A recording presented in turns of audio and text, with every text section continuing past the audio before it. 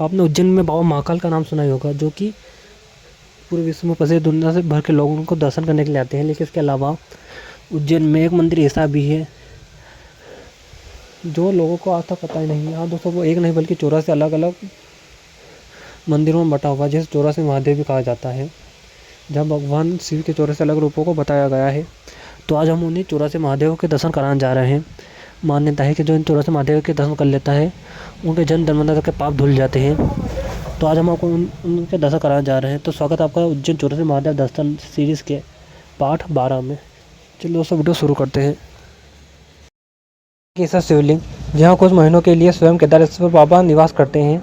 यहाँ बात कर रहे हैं 84 में से 67वें केदारेश्वर महादेव की। जब सब देवता हिमहिट के कारण हिमालय छोड़कर जाने लगे, तब महादेव क्रोध में आकर इस शिवलिंग में निवास करने लगे। इससे सब देवतागण भयभीत होकर शिवलिंग को ढूंढने लगे।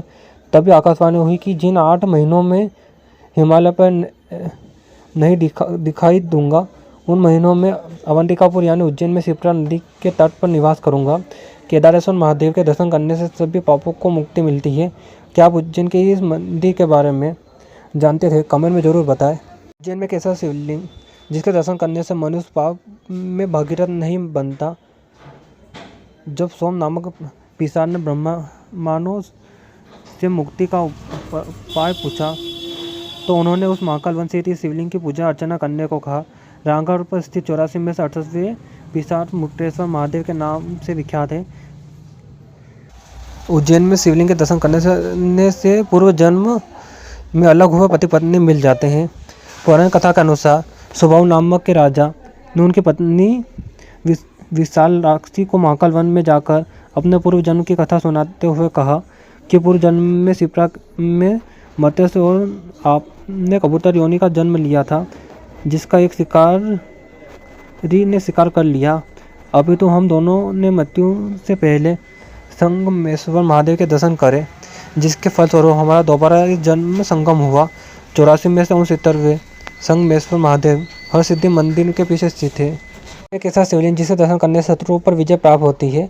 नेपाल के राजा दूरदर्शन ने एक मुनि की कन्या से विवाह कर लिया। एक राक्षस ने जब उस कन्या का हरण कर लिया, तब मुनि राजा को अवंतिकापुर में जाकर इस शिवलिंग की पूजा करने को कहा। गंधर्व घाट पर स्थित 84 में 70वें दुधुरेश्वर महादेव के नाम से विख्यात है।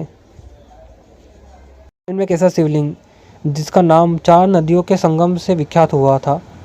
जब एक समय शांतनु नाम के राजा ने अपनी गंगा से अपने 8वें पुत्र को नदी में प्रवाहन करने को कारण पूछा, तो गंगा ने बताया कि यह सभी 8 वसु है, जो महर्षि वशिष्ठ के श्राप से मनुष्य योनि में जन्म है। तब पश्चात अपने पुत्रों की हत्या के पाप से मुक्त होने के लिए गंगा ने अपनी बहन शिप्रा को अन्य 2 नदियों सरस्वती और यमुना के साथ इस शिवलिंग की पूजा की, जिससे यह शिवलिंग 84 में से 71वें प्रयागेश्वर के नाम से विख्यात हुई। इनमें कैसा शिवलिंग, की पूजा स्वयं चंद्र और सूर्य देव ने की थी। जब एक दैत्य ने सब देवता युद्ध हार गए, तब सूर्य और चंद्र देव ने विष्णु जी से जाकर प्रार्थना की। तब विष्णु जी ने उन्हें महाकालेश्वर के पास स्थित शिवलिंग की पूजा करने को कहा। महाकाल परिसर में से 84 में 72वें चंद्राधीनेश्वर महादेव के नाम से विख्यात हुए।